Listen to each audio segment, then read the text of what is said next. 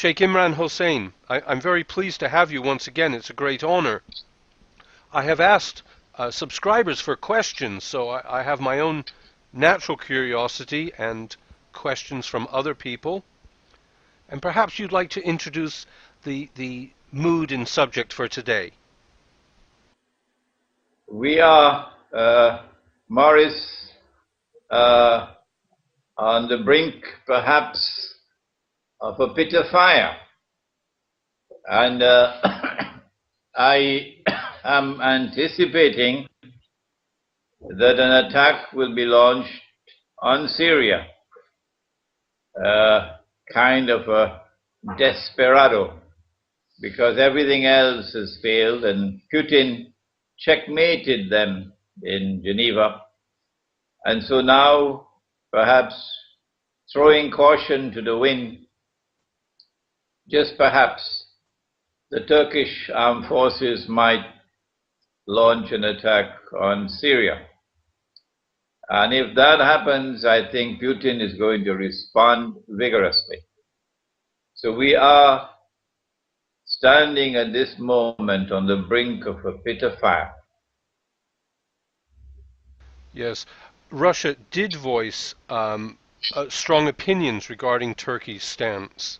I detected Russia's support for Syria not, for Turkey not to interfere or involve.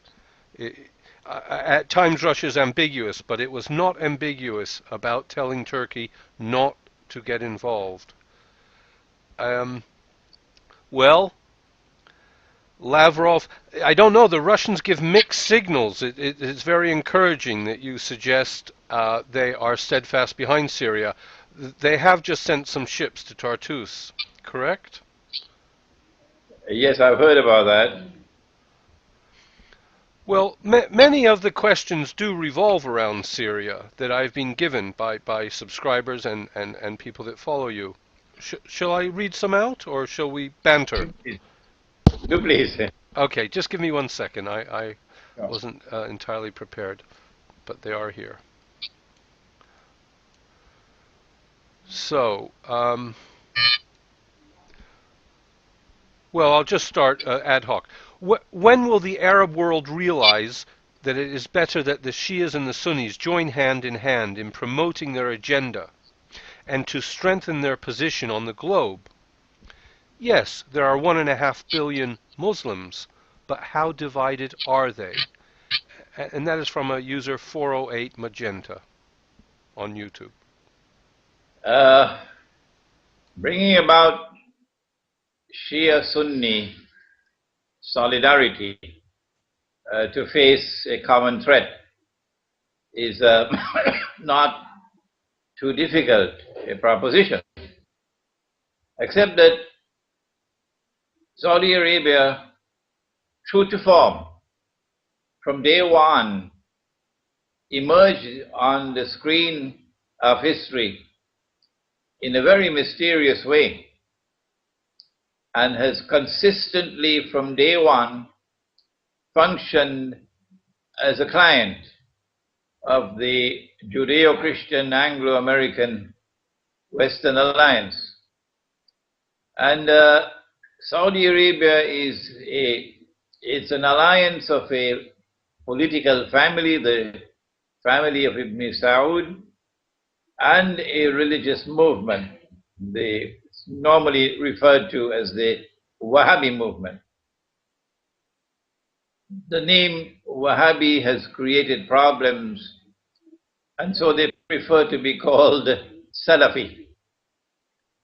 And it is this religious movement which has been brainwashed, harnessed, programmed, and they are the ones who are now engaged in a vociferous, relentless attack on the Shia, religious and theological attack on the Shia, and doing so in order to lay the foundations and to foment Shia-Sunni civil war in Islam. I believe I did make mention of this in our last interview, that this is the master plan to foment Shia-Sunni civil war in the world of Islam. The fact that that civil war has not as yet broken out, it is something commendable that the rest of the world of Islam is not being seduced and not likely to be seduced.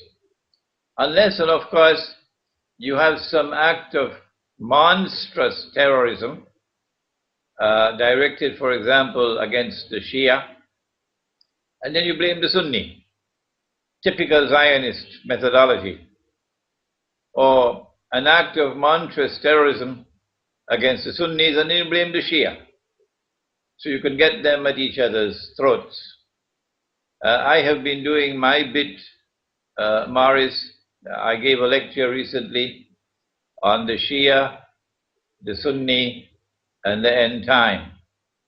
And in that lecture, I pleaded for us to recognize this master plan of seeking to foment Shia-Sunni civil war in the world of Islam, and that we should try to ensure that we do not fall into that trap.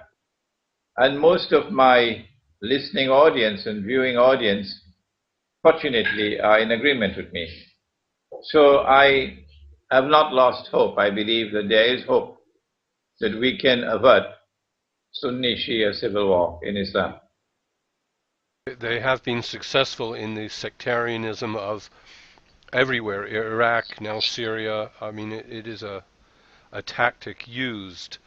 And you said Saudi from the day one, but I believe there was a King Fahd in the 1980s who was actually revered quite highly, and he was assassinated, yes? That's Faisal. Excuse me. Yeah, that was King Faisal. Yes, we hold him in high esteem because he broke ranks with his family.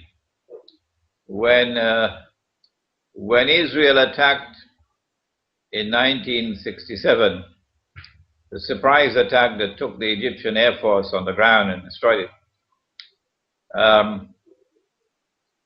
Faisal, that war, of course, saw Egypt and Syria and Jordan defeated. Faisal quickly mended fences with Jamal Abdel Nasser. Remember they had a war, a proxy war in Yemen. Saudi Arabia was supporting one side of the war, and Egypt was supporting the other side. But Faisal moves quickly to mend fences with Nasser, and then to prepare the Arabs for the war of 1973. And in 1973, he was hoping, this was his prayer, that I want to pray in a free Jerusalem, because Israel took East Jerusalem in 1967. So this was a change on the part of the Saudi leadership when Faisal was able to mend fences and build a common bloc. And then in 1973, he went more than that. In 1973, he imposed the oil embargo on the United States. But Kissinger outwitted him. The price of oil rose about 400% as a consequence of that war. The US dollar fell in value by 400% within 1 week, in consequence of that war and the imposition of an oil embargo. But Faisal then went on to forge an alliance with Zulfikar Ali Bhutto in Pakistan. And they then, both of them, achieved the significant success of hosting and organizing the Lahore Islamic Summit Conference in February 1974, and that was a threat that the world of Islam was coming together as a united body. And the Western world and India didn't like that one bit. So the conference took place in February 1974, and India responded 2 months later. Indira Gandhi ordered the first nuclear explosion, and India joined the nuclear club 2 months later to send a message to the world of Islam that we're not going to tolerate your coming together as a united body in the Lahore Islamic Summit Conference. They then responded to that conference in typical Zionist fashion in plotting the assassination of Faisal the next year in August 1975. And as soon as Faisal was assassinated, the Saudi family turned U-turn and returned to the Western camp and has remained there since then as a client state. 2 years later, Zulfikar Ali Bhutto was also overthrown in Pakistan. And so these two major figures who had successfully organized the world of Islam in 1974 in that historic Lahore Islamic Conference were both removed. It is because of this that Faisal has continued to be recognized as someone different from the rest of the Saudi leaders. And we always pray for mercy on his soul. And I've heard you give a lecture on the fact that OPEC was formed with the condition that oil would be traded in dollars. And this, I think, is how you mean he was outwitted. He was outwitted, yes. He was outwitted. Kissinger was brilliant, diabolically brilliant, in that he was able to successfully persuade and convince Faisal that the price of oil is going to go up and up and up and up, and you're going to be getting more and more wealthy beyond your wildest dreams. All that you have to do is to peg the sale of oil to the US dollar. This, of course, is in conflict with the law of Islam. But OPEC was formed as a cartel, and that was also in conflict with the law of Islam. And to violate the free and fair market by insisting that you cannot buy oil other than with US dollars, the bogus and fraudulent US dollar was a great coup on the part of Kissinger, because the US dollar, after 1971, September 71, when Kissinger took it off the gold standard part of Bretton Woods, the US dollar was in a vulnerable position. And as a consequence of this skillful work on the part of Kissinger in getting the Arabs to agree, through Faisal, to sell oil for to sell oil for the US dollar. And that was the birth of something came to be known as the petrodollar. And that petrodollar kept the US flying high for the next 30, 40 years. Yes.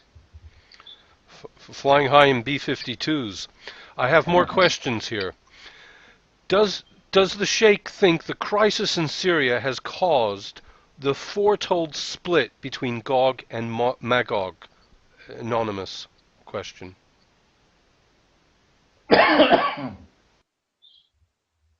It is clear that Gog and Magog are now moving in the direction of a head-on collision, which we anticipated. Gog being the Anglo-American Zionist alliance, which has NATO as its military arm, and Magog being Russia, but Russia is also Christian Russia. There are two Russias there. And that conflict between Gog and Magog which is most likely to be one of the use of nuclear weapons, appears to me to be now inevitable. Inevitable. It's just a matter of time. So yes, my answer is yes indeed. Gog and Magog are now moving towards a head-on collision. And it's the Syrian crisis that has speeded this up. Our eschatology, Islamic eschatology, places the area of Syria and Turkey as the most volatile region of the world and the one which is going to witness the Great War. Okay, I move on. This question is from a user DinaPoli123. It seems more and more clear that the Islamists, such as the Muslim Brotherhood and the NTC in Libya, the rebels in Syria, the Islamists in Pakistan, all are working together with the Zionists. It seems after every overthrow of these Arab regimes, the governments are more open to Western influence and to invite the capitalists into their country. No, I don't think that is entirely correct. The world of Islam is not homogeneous. I have identified one sectarian movement that used to be called the Wahhabis, who are being exploited and used by a Pied Piper. And that Pied Piper plays the tune and they dance to the tune because they are deficient in understanding. They do not understand that they're being taken for a ride. The reason why the Zionists want these so-called Islamic governments in power around Israel is because these so-called Islamic governments can then be manipulated by remote control to act in a way that will provide Israel with casus bellum. Israel wants to wage a big war which will decimate the Arab population around the Holy Land, bring about a substantial reduction in the population of the Arab world. But Israel does not want to wage that big war and appear as an aggressor. So she needs an excuse. And that excuse was manufactured and it is emerging. It began with the Arab Spring and then predictably with the emergence of so-called Islamic governments. But the stumbling block in the way is Syria. And if they do not succeed in Syria, their plans will go to naught, all fall down. So Syria is do or die for them. They cannot afford to fail. And this is why Hillary Clinton is now hysterical. That Russia and China will pay a horrible price. Reading between the lines, I believe it's a Turkish invasion of Syria that's coming, but I can be wrong. And so the bottom line is that the so-called Islamic governments emerging as part of a plan that will allow Israel to declare that we are now under grave threat, that Islam is rising in the world, and Islam constitutes a menace to Israel and to mankind. And that seems to be the plan at work. But not all Muslims are like that. There are many, many Muslims who detest the Zionists and detest the Anglo-American oppression, it's NATO oppression of mankind, and long for freedom. And likely to turn in a friendly way to Putin, to forge an alliance with Russia in order to confront a common enemy.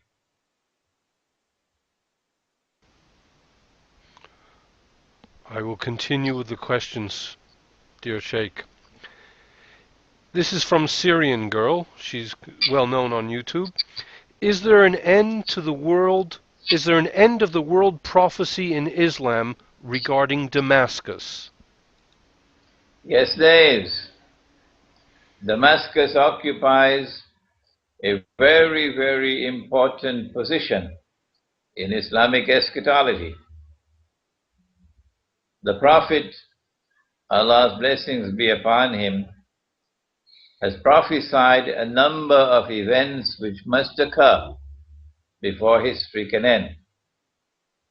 These events, which will occur in the end time,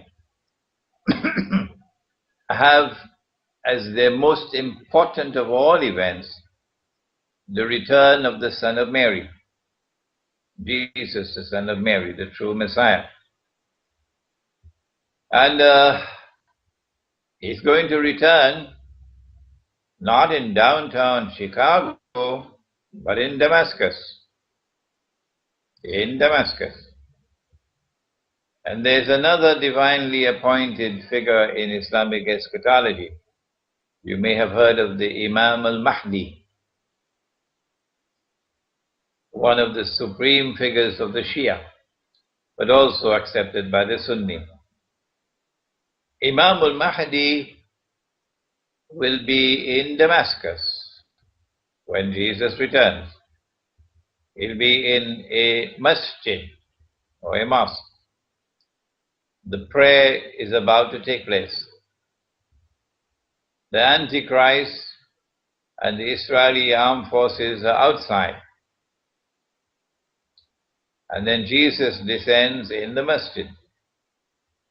And the Imam recognizes him and says, "This is the Son of Mary."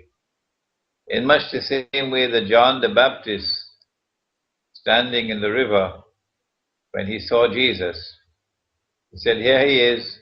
This is the man you've been waiting for. This is the Messiah." And so history repeats itself.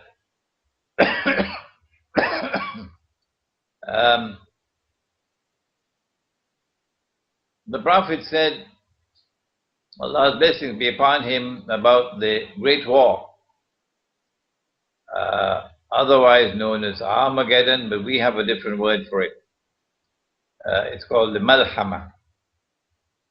It's going to be fought by an army which is going to come out of Medina. But Medina means city. So you have the Medina of Chicago, and you have the Medina of New York, and you have the Medina of London. But there's one city in the world which is known as Medina of the Prophet, Madinatul Nabi, which is in Saudi Arabia. So sometimes when the word Medina is used, it is confused with that Medina in Saudi Arabia. But in this particular case, it's the city. It does not identify the city. But the scholars who have studied the subject identify it as Damascus. That out of Damascus will emerge an army which is going to confront Rome. And in our last interview we did take up the subject of Rome.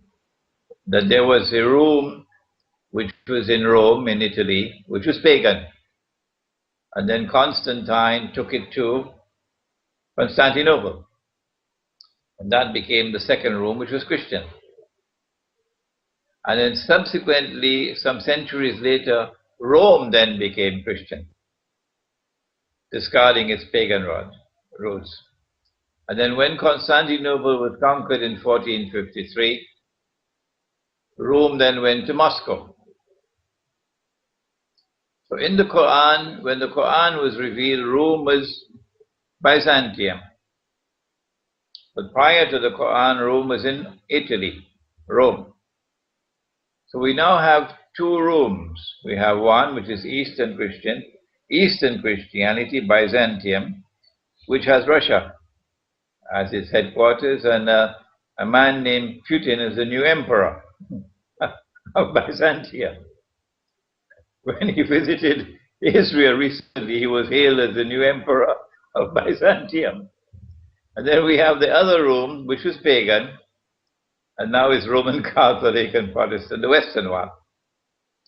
So we have to face an enemy called Rome, which is going to land in that area between Turkey and Syria.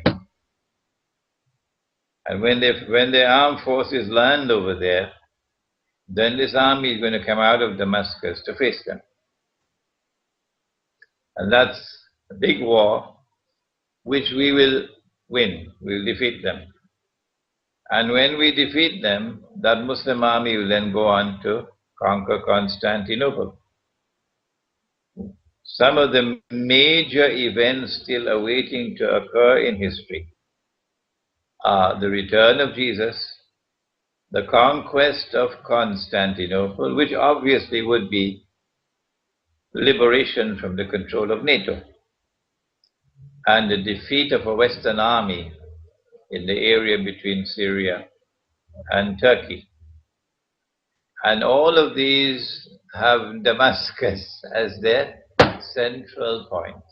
So Damascus does play a very central role in Islamic eschatology. Thank you for clarifying that. At one point I thought you were talking about a Damascus army going to fight Rum, which is Russia, but you clarified that. So I'll move on to more questions. Well, there have been increasing rumors and signs of a Zionist attack this summer in the London Olympics and the Big Ben. What is your opinion on this matter? What advice would you give to the people living in the UK? This is from a subscriber of the YouTube channel Daring Dean, and he lists all of your videos. So he forwarded this question. No one knows, of course, with certainty where will the next terrorist attack take place. And all I can say is, yes, it is likely. We know that this is part of their modus operandi, that they perpetrate false flag terrorism and then put the blame on us, so it can give them an opportunity to wage greater wars. What can we do? There's nothing we can do, nothing, to avert an act of terrorism which is planned in secret. We don't know when it's going to take place, where it's going to take place. But the world is not, a haphazardly constituted world, not in Islam. The world is a moral order. There's a God who watches over all things. And in the Quran, He has assured us that they plan their plans, and I plan my plan, and I am the best of planners. And He's given us the assurance that the historical process is one in which truth must triumph over falsehood. Anything established on the foundations of falsehood, like 9/11, there are normal lies, Morris, and then there are great lies, and then there's 9/11. Anything which is founded on falsehood, on deception, on oppression, must eventually be vanquished, and truth must triumph. Justice must triumph over injustice. And so we prepare ourselves for whatever is to come in late July in London with the assurance that no matter how great the deception, no matter how horrendous the act of terrorism may be, in the end, truth must triumph over falsehood. That's our response. Thank you. It was very reassuring. One more question from Daring Dean's channel, from subscribers of his. How do we survive the coming wars? Can remote villages in the countryside guarantee the safety of Muslims from the upcoming destruction of the nuclear clash between Gog and Magog? I think the people who are most vulnerable to be wiped out in the coming nuclear war are those resident in North America and Europe. They're likely to be wiped out. And that's because I believe the Zionists have already exploited modern Western civilization to get all that they needed to get from them. They've used them as guinea pigs to fight their wars for them. And now that Israel is poised to take over from the United States as the next ruling state in the world, it is becoming increasingly inconvenient for Israel to have this baggage on its shoulders, modern Western civilization. The modern Western man has a kind of a mysterious energy in him, intellectual energy. If you look at every single branch of knowledge, modern Western man has extended the frontiers of knowledge. If you look at the Olympic Games, modern Western man is winning all the medals. If you look at military power, modern Western man has the greatest military power in the world today. So there's some kind of a mysterious energy in modern Western man, and of course woman. And if modern Western man opens his eyes and begins to see the reality that he has been exploited and taken for a ride by the Zionists, he's being used now as a guinea pig. As Western man opens his eyes and begins to understand the reality, he is already emerging as a formidable threat, more formidable than Muslims. And so I believe the master plan is to get rid of modern Western man before his eyes open big enough to be able to understand and to constitute the gravest of all threats to Israel. The nicest way, the easiest way, the most effective way is to try to foment a clash between the two superpowers.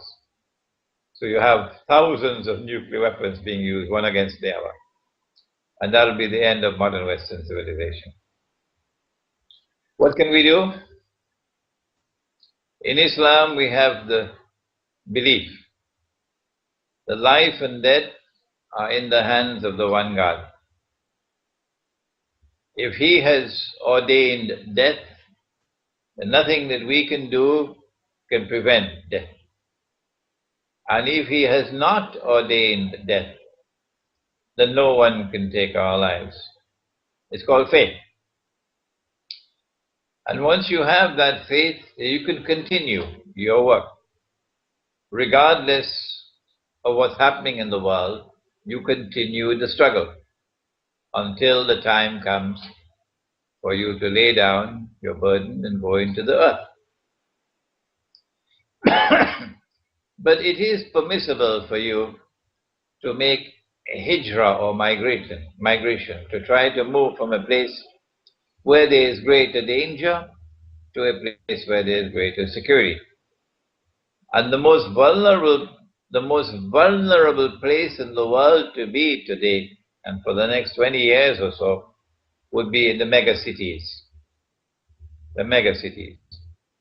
So if you want to survive, your chances are much better if you get out of London and New York and Paris and Chicago and New Delhi in Karachi, in Jakarta, and go to the countryside. The more remote the countryside, the better. And produce your own food, because food is increasingly becoming contaminated, becoming more garbage than food. And produce your own food and become self-sufficient in food and in water. And this is your best way of surviving. Words of wisdom, dear Sheikh. Let me move on. More questions. Before you move on, Yes, before you move on, yes. are you still going to remain in London? I am going to the countryside 2 or 3 times a week. I have found an oasis. There are videos on my channel just recently on farms. I'm trying very hard to get out, and I meet people in the city that are unhappy in the city. It's not easy to move to the countryside. It, it, Okay. it takes a new mental approach as well. But before you move, find a wife, please. Don't go to the countryside alone. Oh, inshallah, I wish. I wish. You never know. When it rains, it pours. Okay, boys. Um, Look, I just have a comment now. It's not a question. It was a comment left on a video, and it grabbed my attention regarding Syria. This is a clear-cut war for Israel. Nothing else. Syria is one army which can take care of Israel. Every American has to look into this angle. Who is benefiting? Neither Saudi or Syria nor America, only one country, Israel. It's either luck for them or it is well played by them. Yes, I think this is correct. That the Zionists are at the root of the uprising. They're the ones who planned it long, long years in advance. But what is missing in that analysis is that Syria is not just another country for them. This is do or die for them. They must succeed in Syria, even if they have to open all the gates of hell. And that's about to happen, I believe. Yeah, I mean, get to interview a few people, and they're very often against the Western interference in Syria, but they won't point a finger at Israel or the Zionists. They have to be kept out. You can talk about the CIA and the Americans and Hillary Clinton, that's no problem, but don't mention Israel or the Zionist plot. Okay, more questions, sir. I would like to know if he thinks Turkey has been secretly encouraging and supporting the anti-Assad terrorists from the beginning. I think this is from Coriana Green. I think she's asking, how long have the Turkish people been, or government been, facilitating the insurrection? I think that the Turkish government I prefer to give them the benefit of the doubt and to think well of them in respect of their hearts, that their hearts are not corrupted. It is that the minds are brainwashed and that they're being used and manipulated in much the same way that modern Western civilization was used and manipulated for centuries. And only now is Western man opening his eyes and beginning to understand and realize true story. So too with the Turkish government. I believe that there was a sophisticated effort of brainwashing, and that at the heart of that effort of brainwashing was a Sufi religious movement based in, which has its headquarters in the United States. They have played a very sinister role. The Mustafa Kemal group of secular Turks already have an alliance with Israel, the Turkish armed forces. And essentially, they're only nominally Muslims. They only have Islam by name. But the Turkish countryside was still Muslim. And it was that Turkish countryside which was targeted by this Sufi movement and brainwashed to produce this government. And this government in turn believes, I believe, that they're doing the right thing. What they did in Libya, they are convinced that they're doing the right thing and this is morally correct. And so it's a case of brainwashing. Uh, I don't think that the Turkish government may have been part and parcel from day one, but along the way they were taken on board. It is a Zionist plot from the very beginning, but the Turkish government and the Turkish armed forces were taken on board. Sorry, not the armed forces, the government. The armed forces may have been there long before, but the government was taken on board later. We don't know, we can't say when it happened, but most certainly, the Turkish government is now comfortable with NATO and comfortable that it's doing the right thing. And this is where the danger lies, that they can be convinced that if they give the approval for an armed invasion of Syria, that they'll be doing the right thing. But they're playing a wrong game, because I believe that Putin is going to respond in a manner which will surprise them for the rest of their lives.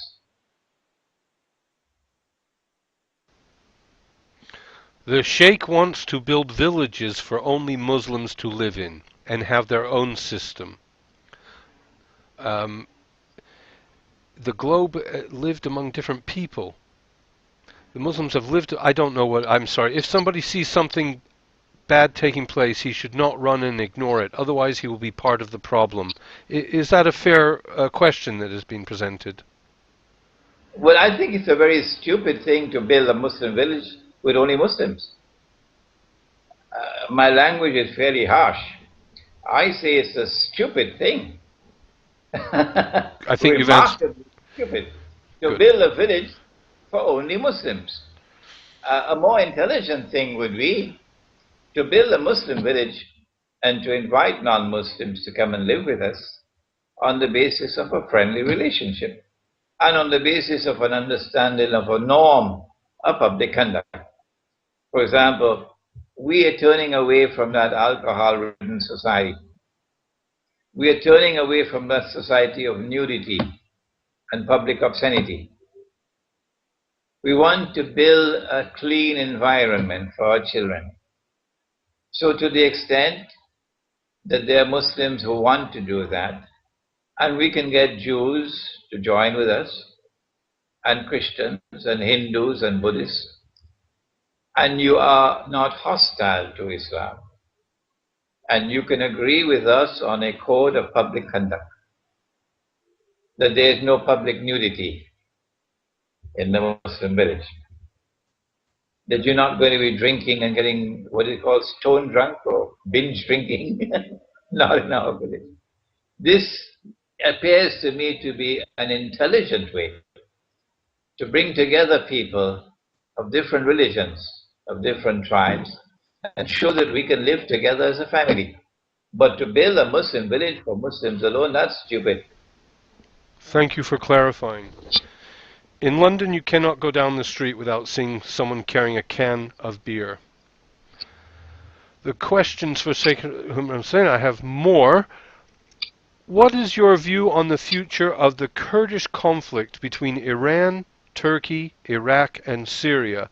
How will the Kurdish conflict shape the interests of Zionists, or will it be a blow for Zionists? This is from Umar Bat in Kashmir. Wherever there are a people who have been oppressed by the modern secular state which has emerged from the Western world, the Zionists would look upon those people as an opportunity waiting to be exploited. And so the more that Turkey oppresses the Kurds, and Iraq and Syria and Iran, oppress the Kurds, deny them their language, deny them their culture, deny them liberty, the more the Kurds are oppressed, the more likely it is that the Zionists will come along one day and say, we can deliver you. We can deliver you from oppression. And then take them for a ride and use them to advance the Zionist agenda. This is, I believe, already taking place behind the scenes. It is possible, I can't say for certain, that you may have Kurdish mercenaries already fighting in Syria against the regime. I've heard Kurdistan is a Zionist project at this time. I have a personal question. I don't know what it means, but I'm just reading what is typed. I didn't have time to prepare. What kind of new rule for Tunisia is planned in the new Arab world scenario of the times of a greater Israel coming, and for Algeria? There are voices on Tunisian news saying that Tunisia has become a platform for terrorists coming from everywhere since the borders to Libya and Algeria are not so safe. Thank you, from Java Gurk. I am not, as they say in French, au courant with what's happening in Tunisia and Algeria and Morocco because my attention has been focused elsewhere. But the master plan is working in the Islamic, so-called Islamic parties won the elections and formed the government. But they are behaving in much the same way that other so-called Islamic parties and Islamic governments are operating in the Arab world as a result of the elections.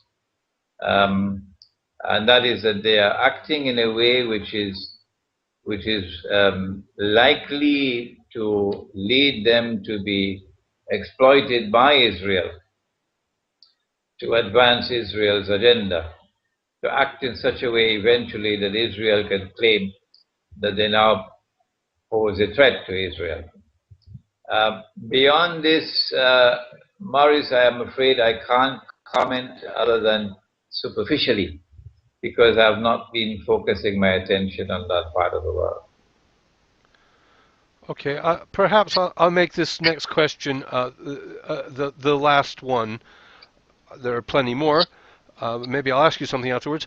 Can you please ask the following question to Sheikh Imran? Today, Iran and Armenia, the first nation to adopt Christianity as its official religion, signed a security agreement. Does this signify what Imran has been predicting on Islam and Eastern Christianity will join hands? It's a positive sign when Iran can sign a security pact with Armenia. It's a positive sign because it is an event which is moving in the direction of the fulfillment of the prophecy of Prophet Muhammad, Allah's blessings be upon him, that you Muslims are going to make or forge an alliance with Rome. And Rome of the Quran, of course, is Byzantium, Eastern Christian world, and Armenia is part of that Eastern Christian world. But Iran has already forged close ties with Russia. And Pakistan is moving in like an old Ford, now and then, stop and go, but moving towards Russia. When the civil war takes place in Turkey, I believe we'll find Turkish alliance with Muslim Turkey, with Russia as well. The conquest of Constantinople can only have one military significance for me. A Muslim conquest of Constantinople to break the NATO grip on the city can only have one military significance, and that is that it opens up the Bosphorus for the Russian Navy to have free passage into the Mediterranean. I can't think of any other significant military implication. And so the security pact with Armenia makes sense. It makes sense, and I believe that Iran is moving in the right direction. what just happened, Pakistan, you mentioned it, and it has just opened the passage of NATO troops, it's whatever, NATO supplies again into Afghanistan.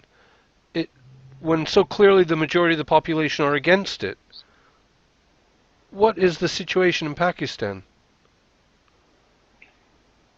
The Pakistan Armed Forces succeeded in extracting the price that they wanted. It's a question of US dollars. And they got the US dollars that they wanted. I think it's more in excess of 1 billion US. In excess of 1 billion US. And they're now hoping that they can ride the tide of internal resentment in the country. But time will tell. Well, Sheikh Imran Hosein, seriously, I could talk to you for a lot longer, but we have been going an hour almost, and maybe we should stop here. Otherwise, I would gladly ask you, what is the ISI doing in Afghanistan? Is it supporting the Taliban? I have many more questions. I think it's better for us to stop now because there's just this much that our listening audience can digest. Yeah. Yeah. And I don't know much about the ISI, and I don't use the name Taliban at all. I only speak about the authentic Islamic resistance to oppression in Afghanistan. Yeah. Well, I can't thank you enough, and I hope we have you more regularly. You're most welcome, Maris. Most welcome. Thank you, Sheikh Imran Hosein. Thank you. Bye-bye. Bye bye. Thank you.